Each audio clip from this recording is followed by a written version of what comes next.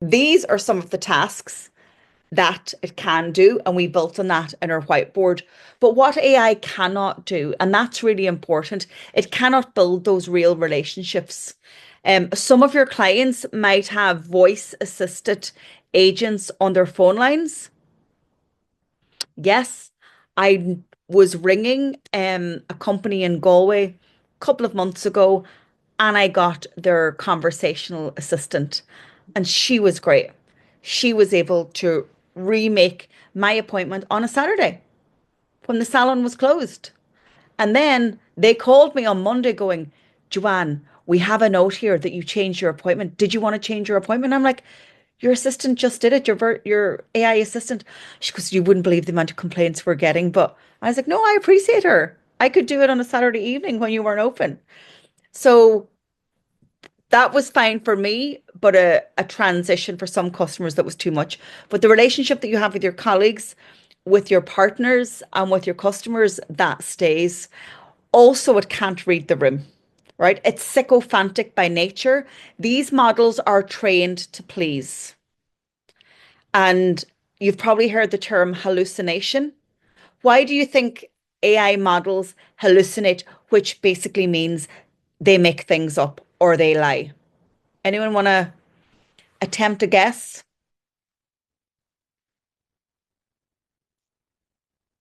Imagine if we lied so confidently to our customers. They do it every day. So the reason that they hallucinate, and a, a nod to the Leaving Cert that is starting today, when, if you did the Leaving Cert in Ireland, when you were being taught by your teachers, they always said, attempt the answer because you get marks. The models are trained to answer because they're scored. And in the AI leaderboard that I will show you on this course, they are scored out of 100% for their accuracy and their efficacy. And so by answering confidently and hallucinating and making things up, they are getting a score. But what we are going to do is we are going to tell the models never to answer when they do not have the right context, nuance, or enough information from us. So we're going to inject specific instructions into our prompts. There's also a term, apart from hallucination in new AI language, is called human in the loop. We have to be the arbiters of the task and the truth. And that means that every output from an AI model stops with us. And that you will see that in policies. And even if you don't have a policy yet, it is coming. Human in the loop. Anything that you are producing needs to have oversight from a named human, which in your case is going to be you, right? If you're using an AI model for free, absolutely no problem. But you've got to adjudicate on the output. And remember, it's an assistant. So next week, I'm going to give you all 35,000 euro.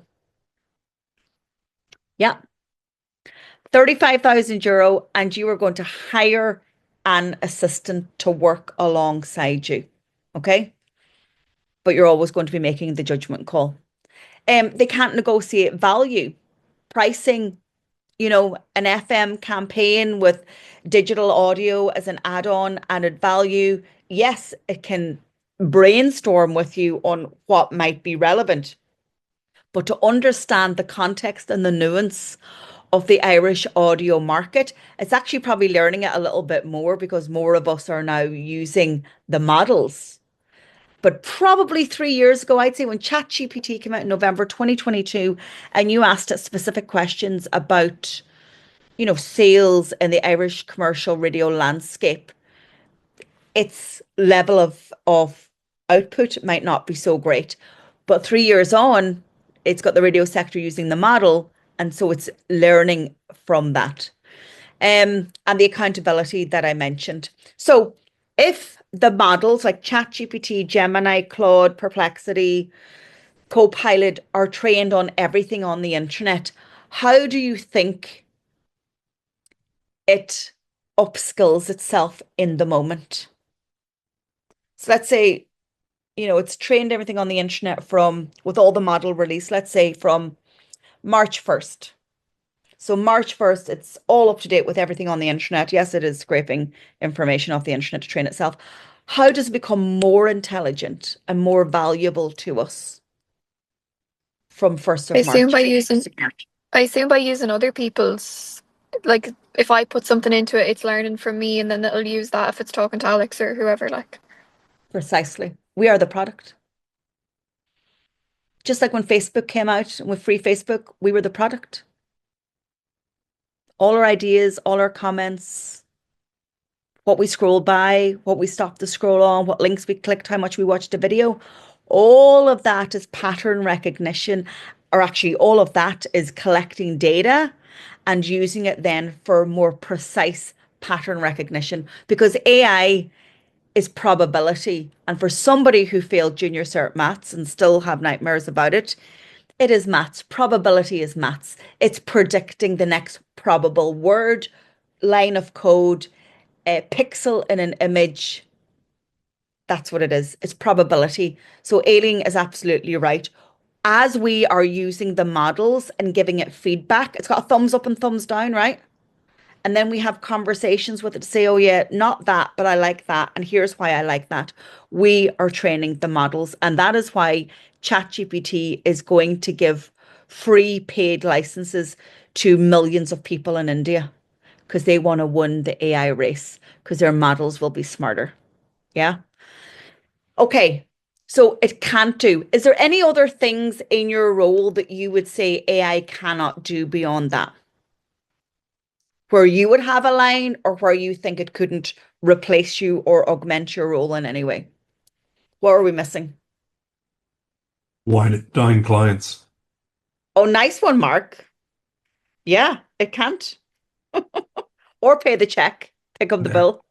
Yeah. Yeah. Okay. Schmoozing. Anything else?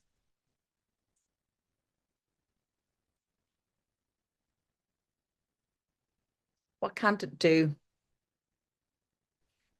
I kind of think that it can't critically think. Obviously, it's very smart because we built it to be that way. Um, but obviously, it doesn't understand nuance and those types of things as well. And it's only the information is only as relevant to what people are putting into it. You know what I mean? Yeah, you're absolutely right. Critical thinking is a phrase that comes on both ends. Can the models critically think? as as good as the data that it's given in the context, as you're right. The other side of that coin is AI going to take away our critical thinking, right? So here's the first task that we're going to do. We are going to test all of the models during these classes, but what I'm going to get you to do is I am going to get you to think about the best business brains in the world. And you're allowed to use ChatGPT or Copilot for this task, right? So collectively, we are going to put into chat. So you can see here it is crafting distinct fictional mentor personas for a radio venture. So as the model is thinking, it's telling us what it's doing.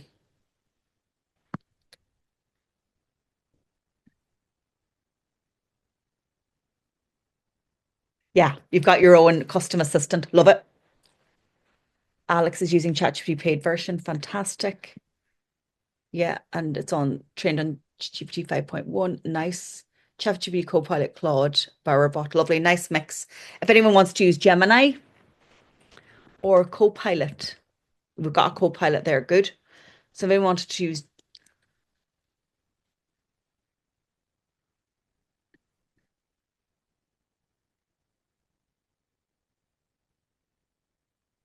here's the panel. It's added some other names in there. So that's what Claude is. Claude has done and added some other names, but it's making them fictional.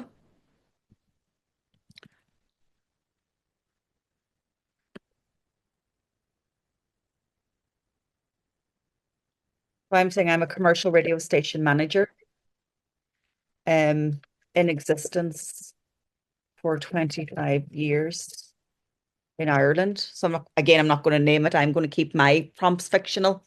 Who is the audience? My audience or Irish-based businesses or advertisers.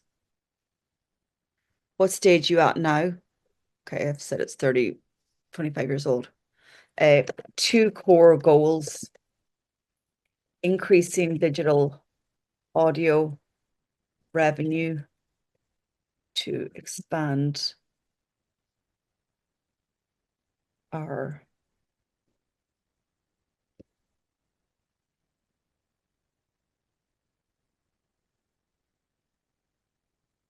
okay. So let's spend a few minutes with our bots.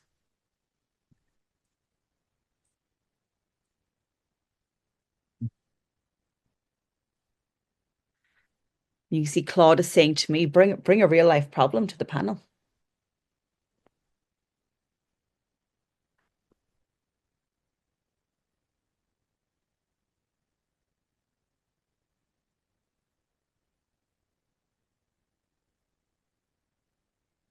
Claude always asks clarifying questions. It's one of the kind of idiosyncrasies of that model that I like. It calls on my critical thinking always. So I'm not passive. Always ask me minimum 3 questions because I've built it into the instructions. I've said anything I ask you to do, you must ask me questions first.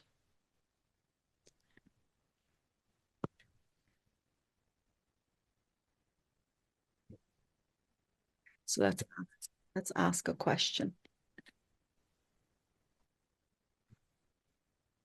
Okay, so I have a question for the panel.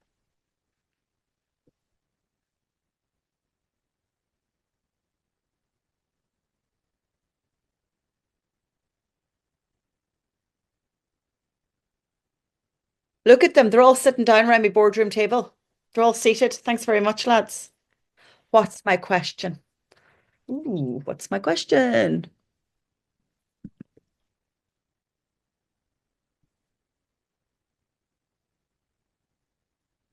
What is my question?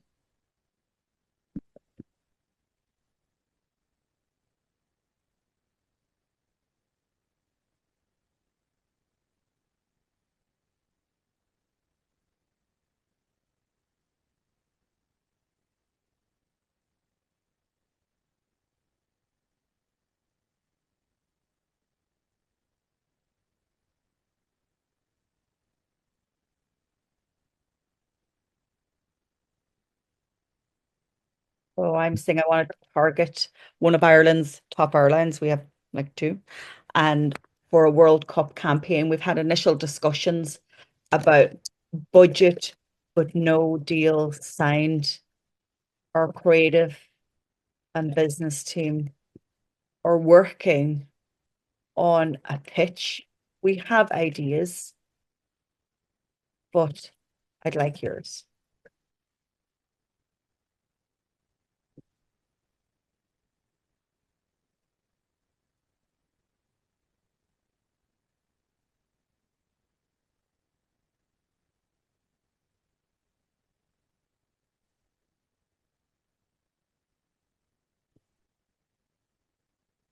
It's verifying Ireland's World Cup qualification status for the campaign strategy. Oh, well, that shouldn't take you too long to find out we didn't qualify. And why are you starting there? Maybe some Irish people want to fly to America and watch the World Cup, even though we didn't qualify.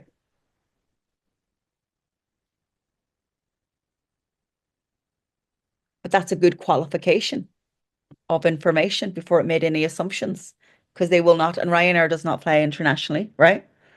So it's only Aer Lingus that does. So let's see if it picks that up. Yeah, we didn't qualify. Correct. Okay. So most of the panel want to chime in on this one.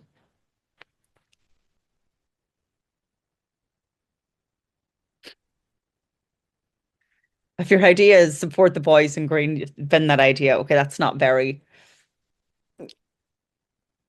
Uh, these guys wouldn't come with that. Okay, interesting. You cannot say World Cup or FIFA World Cup in the airlines ads. Is that true? You guys probably know that better than me. It says that they're protected trademarks. Okay.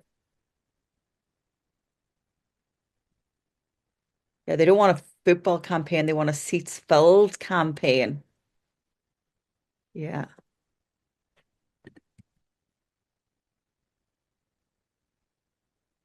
And here it's saying your digital audio can do more work than the radio spot potentially. Ah, love this idea. You swap the airline's audio creative based what's happened in the football. So that's our dynamic creative and our programmatic advertising. And that's smart. Okay, that's good. Okay. And who's to say you mightn't have come up with it yourself? Yeah, very good.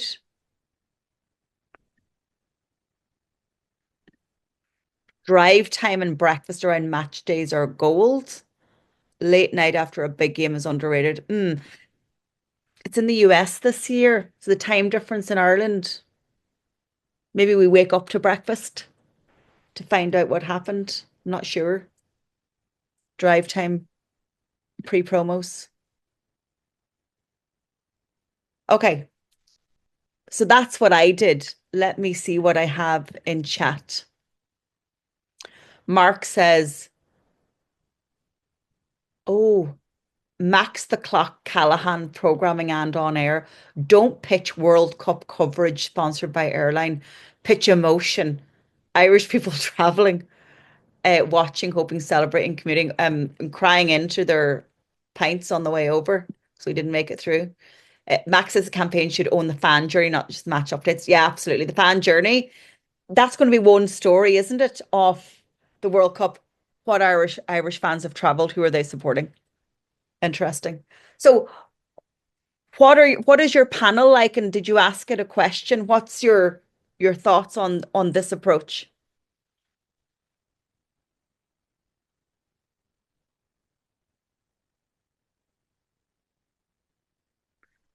Does it add value?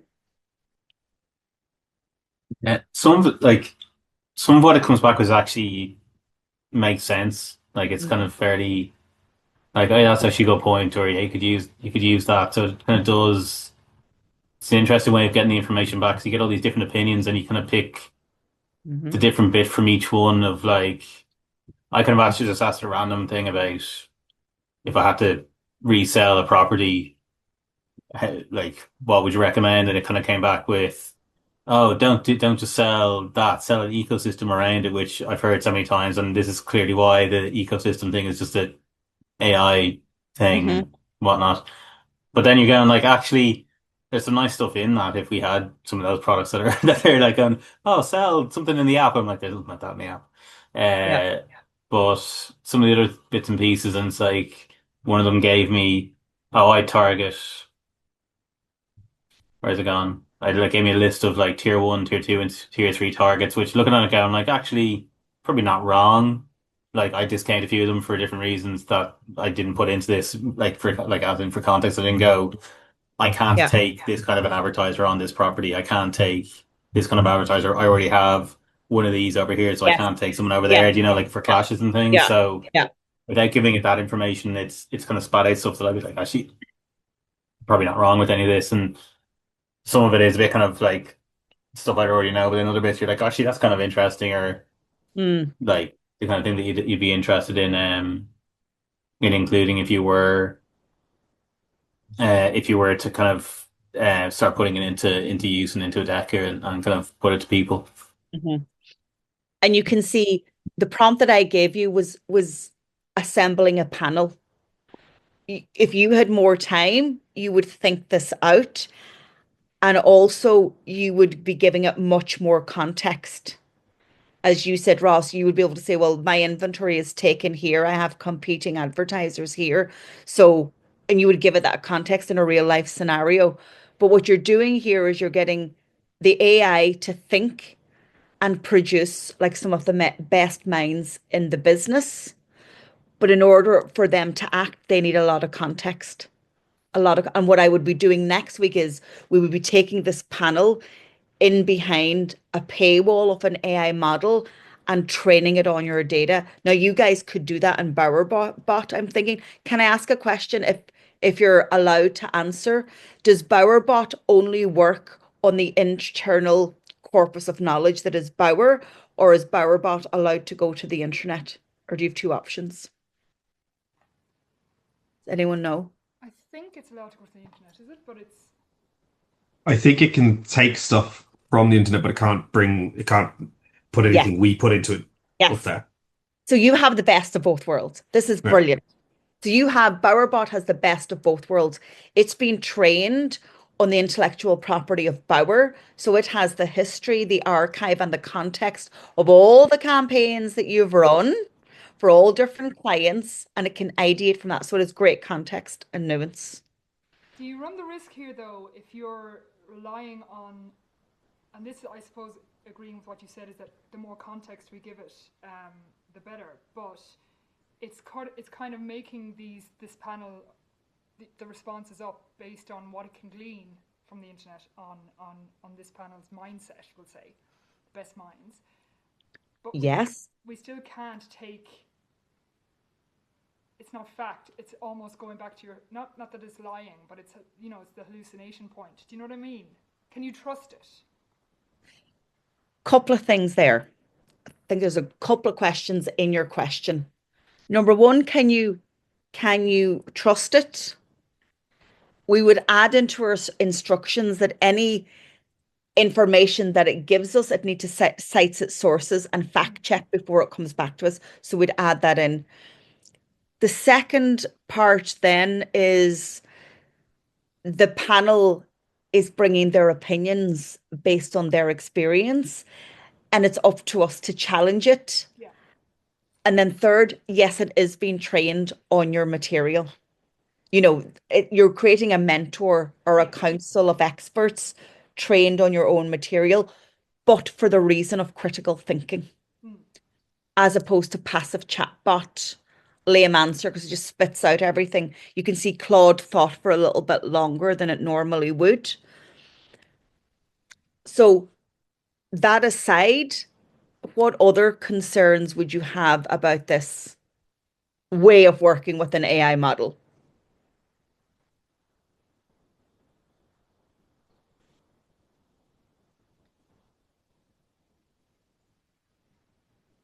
I'd be worried that because there's so much AI slop out there, it's picking up all that AI slop and using that to further educate itself. That's the virtuous cycle of AI, and that's the way it's going to be. How we prevent AI slop is specificity, context, and data. And that's on us to prevent it. Yeah. BowerBot, and again, if you are happy to answer this, again, just in the confines of this room, if BowerBot is your assistant, what would you grade BowerBot out of 100% as an assistant to you? It's not as good as you, right? See, an assistant, a graduate, an intern, like what level would you place BowerBot at right now? Fairly junior, like menial. Menial kind of search type things, Yeah. collating data or searching for stuff that I wouldn't have time for or potentially know where to start looking. In the repository that is Bower, in the brain. So that's a really good function. It's doing this low level but important work of doing research for you. So yeah, very junior. Anyone else? On BowerBot? Now, obviously, Gary, you don't have, that's their own internal Bower Media custom assistant that they've built. Anyone else give it a score or a ranking?